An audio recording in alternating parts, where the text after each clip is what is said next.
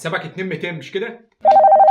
والله يا مدير، ها انزل استلم بضاعه اللي استلمها يا مدير. انا سوبرفايزر فاكر في الانترفيو كده. لا وماله نستلم. طب انا ما فيش حد في المخزن ولا ما فيش حد غيري ولا لا حاضر نازل اهو مدير.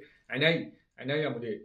انا مش عارف ايه السوبر في اللي انا بعمله ده هم. انت قلت لي كام؟ الحمد لله. يا مدير، رصيت البضاعه كله تمام الحمد لله. تمام.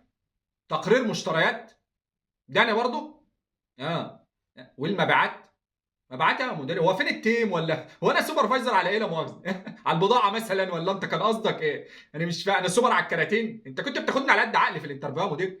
انا مش فاهم في ايه والله. لا الا الله. انا من ساعه ما اتقابلت في الشغلانه دي الصراحه وانا حاسسك مأجرني 8 ساعات. والله انا معلش يعني انا بقولها لك كده لا مؤاخذه في الكلمه.